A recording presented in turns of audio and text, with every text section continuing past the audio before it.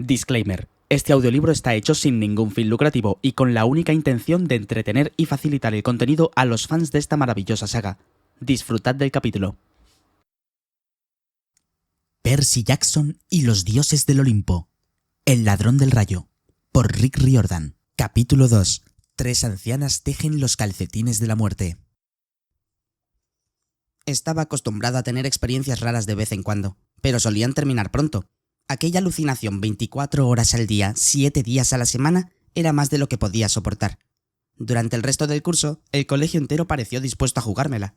Los estudiantes se comportaban como si estuvieran convencidos de que la señora Kerr, una rubia alegre que no había visto en mi vida hasta que subió al autobús al final de aquella excursión, era nuestra profesora de introducción al álgebra desde Navidad. De vez en cuando yo sacaba a colación a la señora Dodds, buscando pillarlos en falso, pero se quedaban mirándome como si fuera un psicópata, hasta el punto de que casi acabé creyéndoles, la señora Dodds nunca había existido. Casi. Grover no podía engañarme. Cuando le mencionaba el nombre de Dodds vacilaba una fracción de segundo antes de asegurar de que no existía, pero yo sabía que mentía. Algo estaba pasando. Algo había ocurrido en el museo. No tenía demasiado tiempo para pensar en ello durante el día, pero por la noche las terribles visiones de la señora Dodds con garras y alas coriáceas me despertaban entre sudores fríos. El clima seguía enloquecido, cosa que no mejoraba mi ánimo. Una noche, una tormenta reventó las ventanas de mi habitación.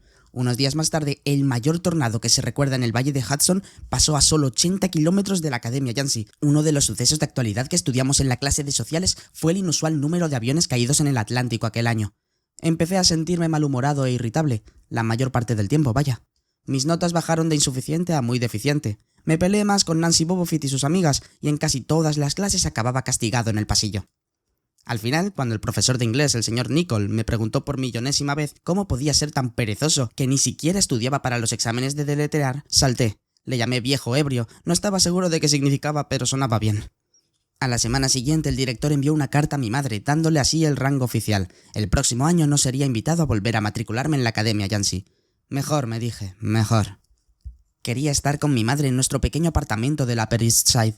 Aunque tuviera que ir al colegio público y soportar a mi detestable padrastro y sus estúpidas partidas de póker. No obstante, había cosas de Yancey que echaría de menos. La vista de los bosques desde la ventana de mi dormitorio, el río Hudson en la distancia, el aroma a pinos. Echaría de menos a Grover, que había sido un buen amigo, aunque fuera un poco raro. Me preocupaba cómo sobreviviría al año siguiente sin mí. También echaría de menos las clases de latín, las locas competiciones del señor Branner y su fe en que yo podía hacerlo bien. Se acercaba la semana de exámenes, y solo estudié para su asignatura. No había olvidado lo que Branner me había dicho sobre que aquella asignatura era para mí una cuestión de vida o muerte. No sabía muy bien por qué, pero el caso es que empecé a creerlo. La tarde antes de mi examen final me sentí tan frustrado que lancé mi guía Cambridge de la mitología griega al otro lado del dormitorio. Las palabras habían empezado a desmadrarse en la página, a dar vueltas en mi cabeza y realizar giros chirriantes como si montara un monopatín. No había manera de recordar la diferencia entre Quirón y Caronte, entre Polidectes y Polidiceus o cosas así, y conjugar los verbos latinos, imposible. Me pasé por la habitación a zancadas como si tuviera hormigas dentro de la camisa. Recordé la seria expresión de Branner, su mirada de 1000 años. Solo voy a aceptar de ti lo mejor, Percy Jackson. Respiré hondo y recogí el libro de mitología. Nunca le había pedido ayuda a un profesor. Tal vez si hablaba con Branner podría darme algunas pistas. Por lo menos tendría ocasión de disculparme por el muy deficiente que iba a sacar en su examen. No quería abandonar la Academia Yancey y que él pensara que no lo había intentado. Bajé hasta los despachos de los profesores. La mayoría se encontraban vacíos y a oscuras, pero la puerta del señor Branner estaba entreabierta y la luz se derramaba por el pasillo. Estaba a 3 pasos de la puerta cuando oí voces dentro. Branner formuló una pregunta y la inconfundible voz de Grover respondió. Preocupado por Percy, señor. Me quedé inmóvil. No acostumbro a escuchar detrás de las puertas, pero a ver quién es capaz de no hacerlo cuando oyes a tu mejor amigo hablar de ti con un adulto.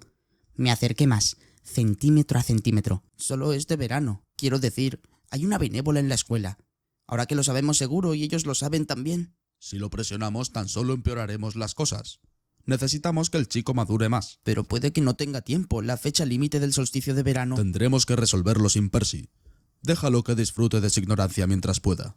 Señor, él la vio. Fue producto de su imaginación. La niebla sobre los estudiantes y el personal será suficiente para convencerlo. Señor, yo no puedo volver a fracasar en mis obligaciones.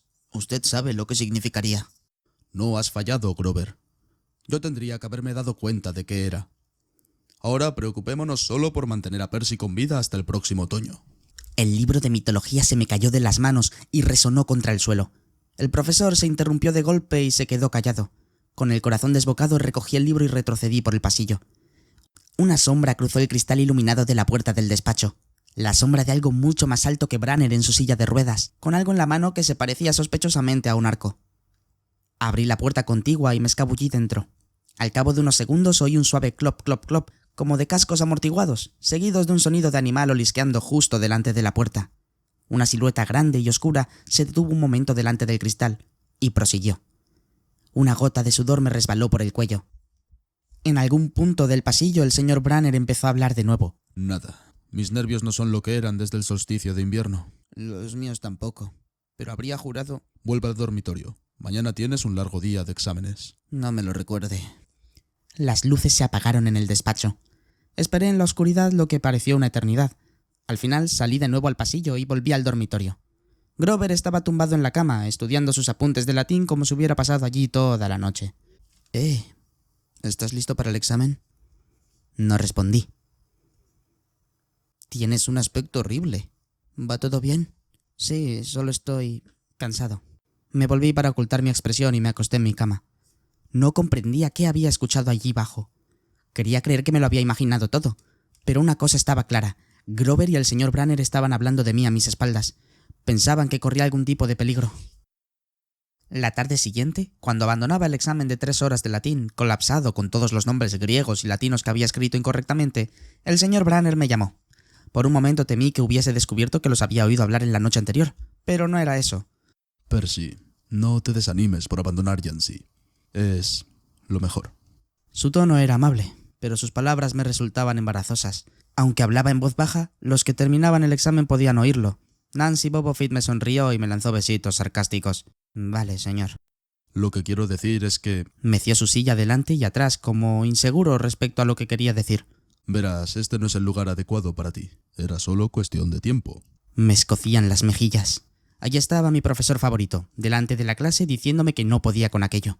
Después de repetirme durante todo el año que creía en mí, y ahora me salía con que estaba destinado a la patada. Vale, le dije temblando. No, me refería a eso. Lo confundes todo. Lo que quiero decir es que no eres normal, Percy. No pasa nada por... Gracias, muchas gracias, señor, por recordármelo. Percy... Pero ya me había ido. El último día del trimestre hice la maleta. Los otros chicos bromeaban, hablaban de sus planes de vacaciones. Uno de ellos iba a hacer excursionismo en Suiza, otro de crucero por el Caribe durante un mes. Eran delincuentes juveniles como yo, pero delincuentes juveniles ricos. Sus papás eran ejecutivos o embajadores o famosos. Yo era un don nadie, surgido de una familia de don nadies. Me preguntaron que qué pensaba hacer yo aquel verano, y les respondí que volvía a la ciudad. Me abstuve de mencionar que durante las vacaciones necesitaría conseguir algún trabajo paseando perros o vendiendo suscripciones de revistas, y pasar el tiempo libre preocupándome por si encontraría escuela en otoño. Ah, Dijo uno. eso mola. Regresaron a sus conversaciones como si yo nunca hubiese existido. La única persona de la que temía despedirme era Grover, pero luego no tuve que preocuparme. Había reservado un billete a Manhattan en el mismo autobús Greyhound que yo, así que allí íbamos, otra vez camino a la ciudad. Grover no paró de escudriñar el pasillo todo el trayecto, observando el resto de pasajeros. Reparé entonces en que siempre se comportaba de manera nerviosa e inquieta cuando abandonábamos Yancy, como si temiese que ocurriera algo malo. Entonces suponía que le preocupaba que se metieran con él, pero en aquel autobús no iba nadie que pudiera meterse con él. Al final no pude aguantarme y le pregunté, ¿buscas benévolas? Grover casi pega un brinco. ¿Qué quieres decir? Le conté que los había escuchado hablar la noche de antes del examen. Le tembló un párpado. ¿Qué oíste? Oh, no mucho. ¿Qué es la fecha límite del solsticio de verano? Mira, Percy, Se estremeció. solo estaba preocupado por ti, ya sabes, por eso de que alucinas con profesoras de matemáticas diabólicas. Grover... Le dije al señor Branner que a lo mejor tenías demasiado estrés o algo así, porque no existe ninguna señora Dodds y... Grover, como mentiroso no te ganarías la vida. Se le pusieron las orejas coloradas. Sacó una tarjeta mugrienta del bolsillo de su camisa. Mira, toma esto, ¿de acuerdo? Por si me necesitas este verano. La tarjeta tenía una tipografía mortal para mis ojos disléxicos, pero al final conseguí entender algo parecido a... Grover Underwood, guardián, Colina Mestiza, Long Island, Nueva York. ¿Qué es la colina No lo digas en voz alta. Es mi dirección estival. Menuda decepción. Grover tenía residencia de verano. Nunca me había parado a pensar en que su familia podía ser tan rica como las demás de Yancy. Vale, contesté alicaído. Ya sabes, suena como a invitación a visitar tu mansión. Grover asintió. O por si me necesitas. ¿Por qué iba a necesitarte? Lo pregunté con más rudeza de la que pretendía. Grover tragó saliva. Mira, Percy, la verdad es que bien, digamos que tengo que protegerte. Lo miré fijamente, atónito. Había pasado todo el año peleándome, manteniendo a los ausones alejados de él. Había perdido el sueño preocupándome de qué sería de él cuando yo no estuviera. Y ahí estaba el muy caradura, comportándose como si fuese mi protector. Grover, ¿de qué crees que tienes que protegerme exactamente? se produjo un súbito y chirriante frenazo y empezó a salir un humo negro y acre del salpicadero. El conductor maldijo a gritos y a duras penas logró detener el Greyhound en el arcén. Bajó presuroso y se puso a porrear y toquetear el motor, pero al cabo de unos minutos anunció que teníamos que bajar. Nos hallábamos en mitad de una carretera normal y corriente, un lugar en el que nadie se fijaría de no sufrir una avería. En nuestro lado de la carretera solo había arces y los desechos arrojados por los coches. En el otro lado, cruzando los 4 carriles de asfalto resplandeciente por el calor de la tarde, un puesto de frutas de los de antes. La mercancía tenía una pinta fenomenal, cajas de cerezas rojas como la sangre y manzanas, nueces, albaricoques, jarras de sidra y una bañera con patas de garra llena de hielo. No había clientes, solo 3 ancianas sentadas en mecedoras a la sombra de un arce, tejiendo un par de calcetines más grandes de los que he visto nunca. Me refiero a que tenían el tamaño de jerseys, pero eran claramente calcetines. La de la derecha tejía uno, la de la izquierda otro, la del medio sostenía una enorme cesta de lana azul eléctrico.